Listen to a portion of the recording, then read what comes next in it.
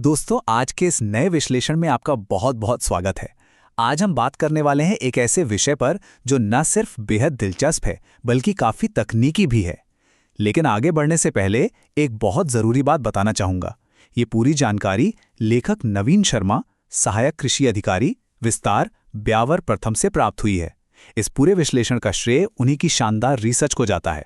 तो चलिए बिना किसी देरी के इस कमाल के विषय की शुरुआत करते हैं। आज के हमारे मुख्य बिंदु कुछ इस प्रकार रहेंगे। सबसे पहले समझेंगे कि ये मशरूम स्पॉन आखिर है क्या, फिर इसे बनाने की वैज्ञानिक प्रक्रिया देखेंगे। इसके बाद हम बात करेंगे सबसे दिलचस्प हिस्से की, यानी लागत और मुनाफे के अर्थशास्त्र की।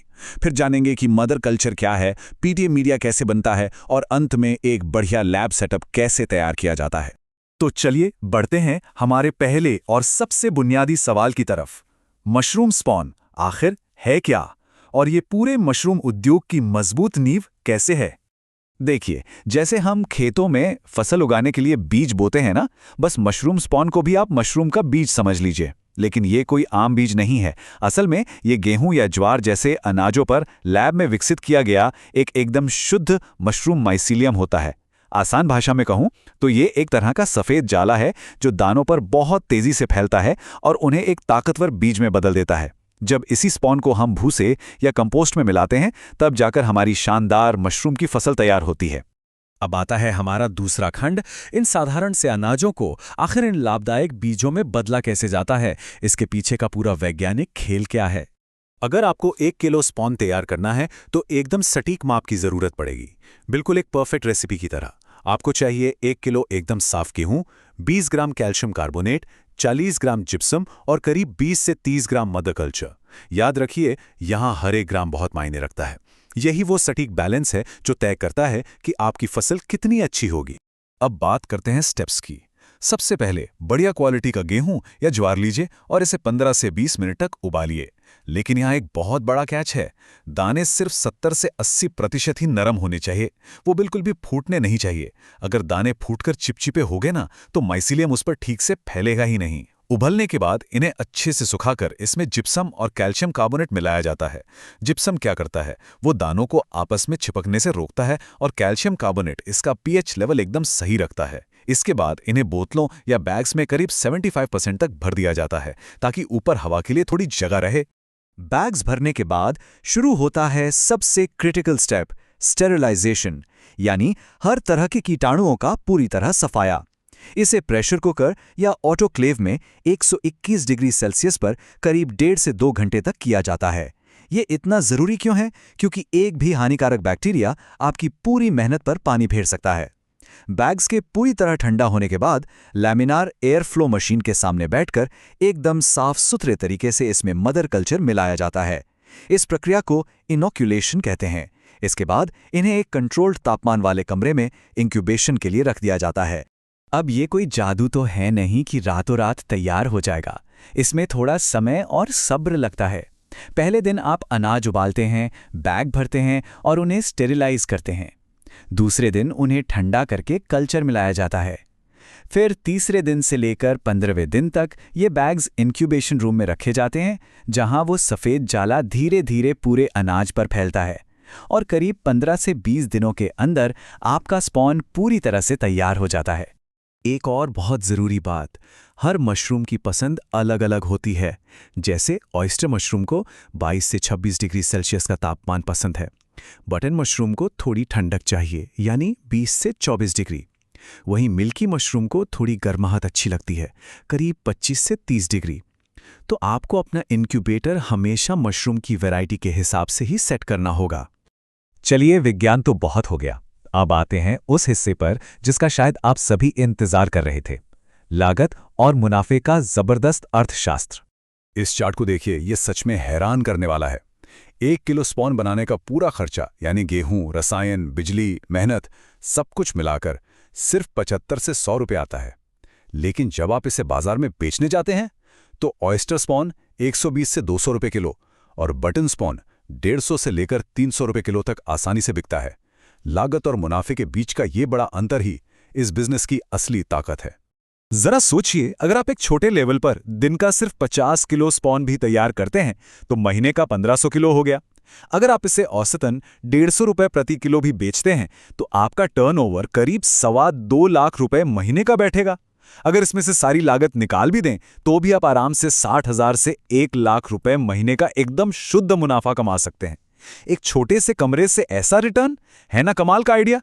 तो स्पॉन की बात तो हो गई, लेकिन अब चलते हैं हमारे चौथे खंड की तरफ, मदर कल्चर।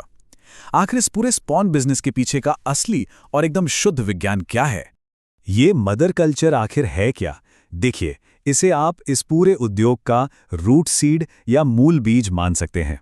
ये एकदम शुद्ध माइसीलियम कल्चर होता है।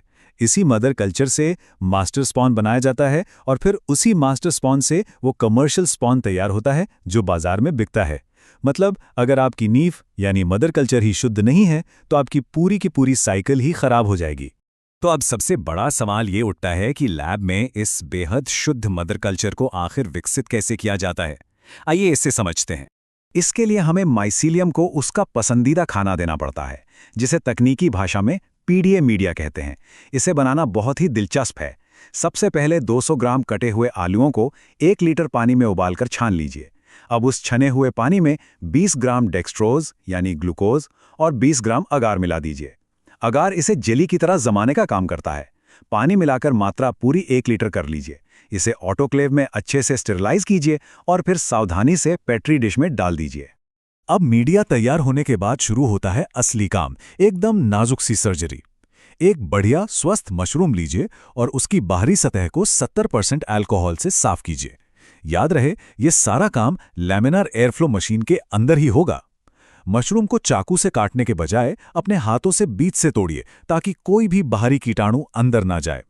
फिर एक स्टेराइल ब्लेड से उसके अंदर का एकदम साफ 2 से 5 मिलीमीटर का एक छोटा सा टिश्यू निकालिए। इसे सावधानी से अपनी तैयार पीडीए प्लेट पर रखिए और इंक्यूबेट होने के लिए छोड़ दीजिए। पर यहाँ आपको बहुत सावधान रहना होगा। इस पूरी प्रक्रिया का एक बहुत बड़ा विलेन भी है और वो है संक्रमण। अगर काम में जरा सी भी चूक हुई तो पूरी लैब बर्बाद हो सकती है। अगर आपको पेट्री डिश में हरा रंग दिखे तो समझ लीजिए ट्राइकोडर्मा नाम की खतरनाक फफूंद आ गई है। काला रंग मतलब एस्परगिलस, पीला रंग मतलब बैक्टीरिया और अगर गुलाबी रंग दिखे तो समझ जाइए यीस्ट पनप रहा है। इनमें से कोई भी रंग खतरे की घंटी है और ऐसे कल्चर को तुरंत नष्ट कर देना ही सबसे बड़ी समझदारी है। तो अब आते हैं अपने आखिरी खंड पर। इन सारे कामों को बिना किसी इन्फेक्शन के करने के लिए एक प्रोफेशनल और स्टेराइल लैब सेटअप कैसे तैयार किया जाए। एक अच्छी लैब सेटअप में एक नियम बिल्कुल पत्थर की लकीर होता है, वन वे वर्कफ्लो यानी एक तरफा बहाव।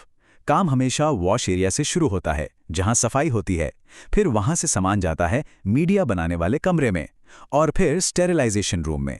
इसके बाद वो पूरी तरह साफ किया हुआ सामान इनॉक्यूलेशन रूम में जाता है जहां कल्चर मिलाया जाता है, फिर इंक्यूबेशन रूम और आखिर में कोल्ड स्टोरेज। ऐसा वन वे रास्ता इसलिए बनाया जाता है ताकि गंदे या बाहरी कीटाणु भूलकर भी आपके साफ एरिया में वापस ना आ सकें। आप शायद सोच रहे होंगे कि ये सब तो बहुत भारी भरकम और महंगा होगा। तो अच्छी खबर ये है कि बिल्कुल नहीं। एक छोटी लेकिन एकदम एडवांस लैब तैयार करने के लिए मुख्य उपकरणों जैसे लैमिनार एयरफ्लो, ऑटोक्लेव, इंक्यूबेटर और कुछ कांच के बर्तनों का कुल खर्चा सिर्फ 1.5 से 2 लाख रुपए के बीच आता है। ये बस एक बार का इन्वेस्टमेंट है और फिर लंबे समय तक बेहतरीन क्वालिटी का उत्पादन आपकी मुट्ठी में है। तो दोस्तों, आखिर में बस एक सवाल के साथ आपको छोड़ना चाहूंगा। क्या आपने कभी सोचा था कि एक छोटे से बिल्कुल साफ कमरे और सूक्ष्म फफूंद के विज्ञान से शुरू हुआ ये बिजनेस खेती और कृषि के भविष्य की इतनी बड़ी आर्थिक नींव बन सकता है? जिस तरह से ये उद्योग कम जगह और कम लागत में इतना जबरदस्त मुनाफा दे रहा है, ये वाकई में किसी भी नए उद्यमी के लिए एक बहुत बड़ा गेम चेंजर साबित हो सकता है। उम्मीद है आपको इस विश्लेषण में काफी मजा आया होगा और मशरूम उद्योग की गहराइयों के बारे में बहुत कुछ नया सीखने को मिला होगा। हमारे साथ जुड़े रहने के लिए आपका बहुत बहुत धन्यवाद।